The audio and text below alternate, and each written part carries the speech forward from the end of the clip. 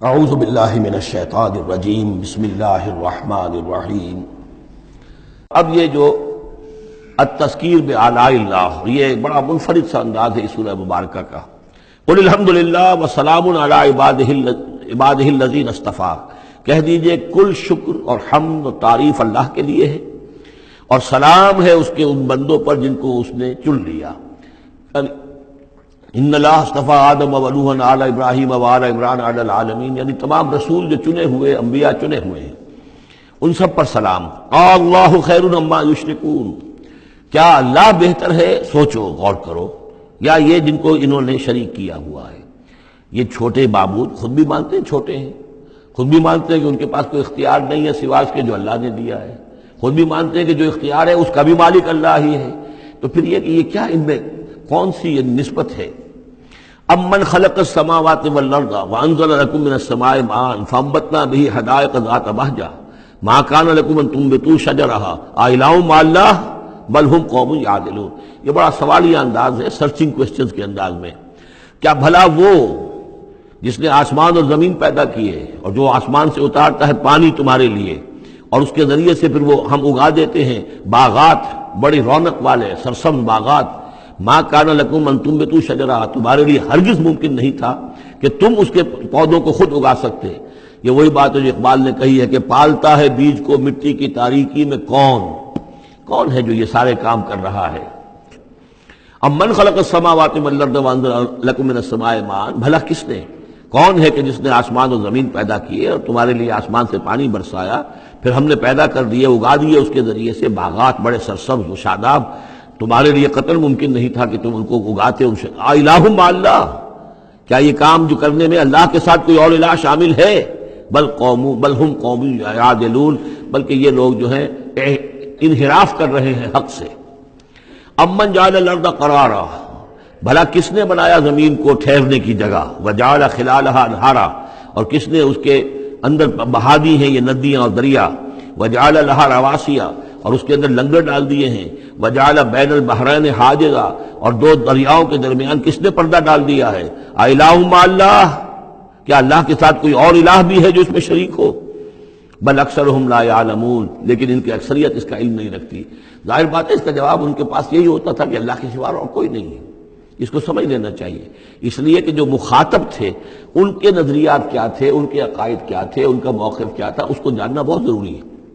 یہ تعویل، یہ خاص جو میں نے کہا تھا کہ جو اولین مخاطب تھے قرآن مجید کے، ان کے عقائد، نظریات، خیالات کیا تھے؟ وہ اللہ کو مانتے تھے، یہ مانتے تھے خالق وہی ہے، البتہ اس کے کچھ بڑے لاڈلے ہیں، چہیتے ہیں، محبوب ہیں، مقربین بارگاہ ہیں، وہ کچھ سفارش کرنے والے ہیں، بس اس سے زائد ان کا شرک نہیں تھا۔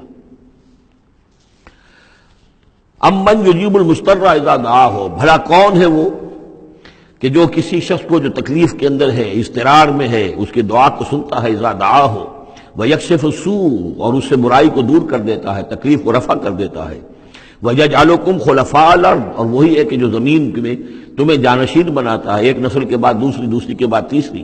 الہ مع اللہ، کیا اللہ کے ساتھ کوئی اور الہ بھی ہے اس کام کے اندر شریک؟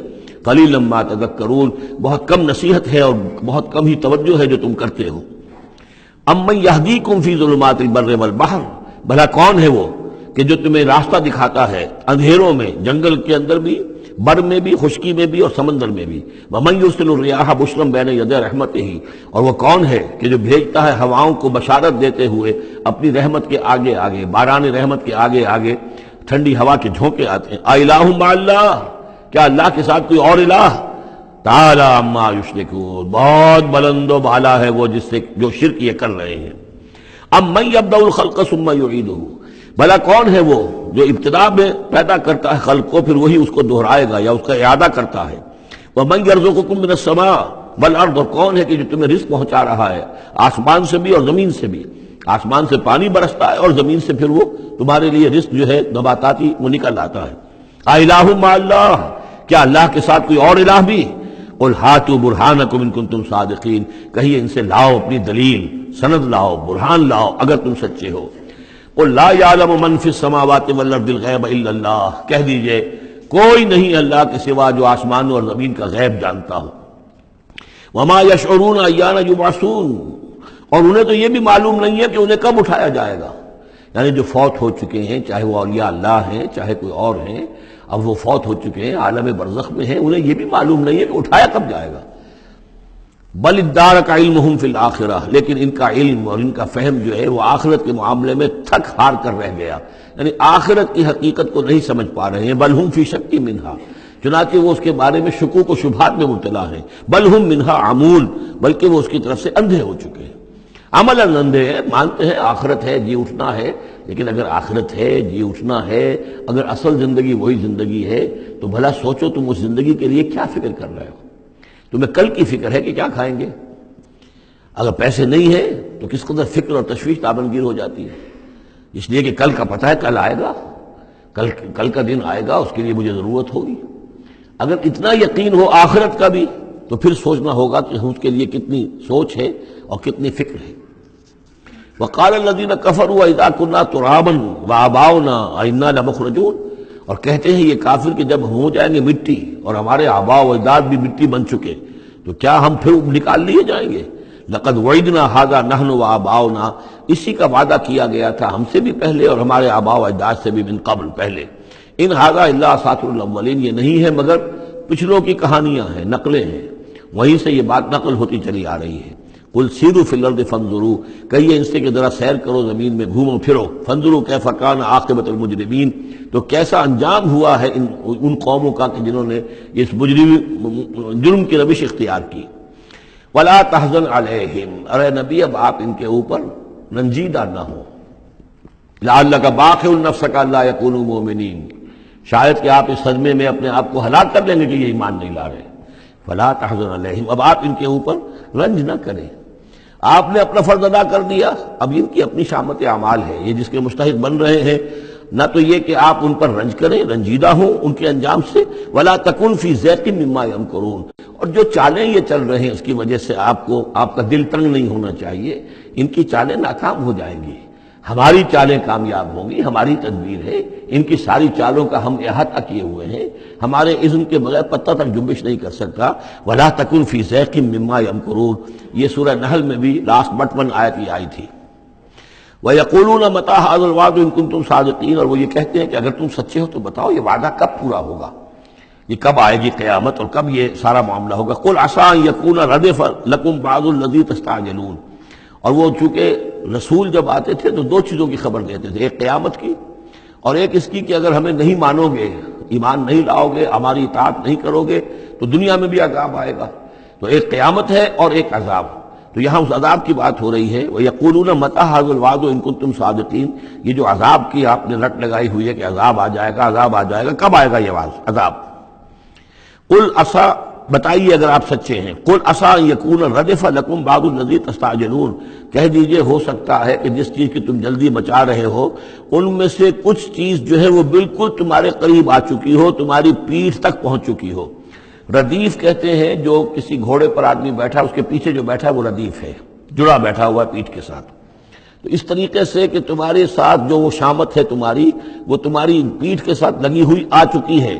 اور اس میں اشارہ ہے غالباً غزوہ بدر کی طرف کہ اب زیادہ دیر نہیں ہے کہ تمہارے اوپر وہ عذاب الہی کی پہلی قسط جو ہے وہ نازل ہو جائے گی. وَإِنَّ رَبَّكَ لَذُو فَضْلٍ عَلَى النَّاسِ وَلَٰكِنَّ أَكْثَرَهُمْ لَا يَشْكُرُونَ، اور یقیناً آپ کا رب جو ہے بڑے فضل والا ہے لوگوں کے حق میں. وہ تاخیر کر رہا ہے تو یہ اس کا فضل ہے، اس کا کرم ہے، اس کا رحم ہے. وَلَٰكِنَّ أَكْثَرَهُمْ لَا يَشْكُرُونَ، لیکن ان کی اکثریت شکر نہیں کرتی. وَإِنَّ رَبَّكَ لَيَعْلَمُ مَا تُكِنُّ صُدُورُهُمْ وَمَا يُعْلِنُونَ، اور یقیناً آپ کا رب خوب جانتا ہے کیا چھپاتے ہیں ان کے سینے اور کیا ظاہر کرتے ہیں، کہہ کیا رہے ہیں، اندر کیا ہے. اندر تو جیسا کہ ہم پہلے پڑھ چکے ہیں، وَاسْتَيْقَنَتْهَا أَنفُسُهُمْ جَحَدُوا بِهَا، انہوں نے انکار کیا ظلمًا وعدوا. وَاسْتَيْقَنَتْهَا أَنفُسُهُمْ، ان کے دل تو اندر سے جانتے تھے کہ بات صحیح ہے، محمد جھوٹے نہیں ہیں، قرآن حق ہے، بات مان چکے ہیں، دل گواہی دے چکا ہے، لیکن اپنی ضد، اپنی ہٹ، اپنا تکبر، اپنا حسد، اپنی چودراہٹ، یہ ہے کہ جس کی وجہ سے رکے ہوئے. وہی بات کہ جو کہ اہل کتاب کے علماء کے بارے میں تھی، یعرفونہ کما یعرفون ابناہم، ایسے پہچانتے ہیں محمد کو اور قرآن کو صلی اللہ علیہ وسلم جیسے اپنے بیٹوں کو. تو جو کچھ ان کے سینوں میں چھپا ہوا ہے وہ تو ایمان ہے کہ وہ مانتے ہیں اس کو کہ یہ بات صحیح ہے، لیکن وما یعلنون، زبان سے انکار کر رہے ہیں. وما من غائبۃ فی السماء والارض الا فی کتاب مبین، نہیں ہے کوئی بھی شے چھپی ہوئی، غائب شے، غیب کی کوئی شے آسمان کی یا زمین کی، الا فی کتاب مبین، وہ ایک روشن کتاب میں موجود ہے۔ یہ وہ کتاب ہے اللہ کا علم قدیم جو ہے، گویا کہ اسی کو کتاب کہا جا رہا ہے۔ صدق اللہ العظیم۔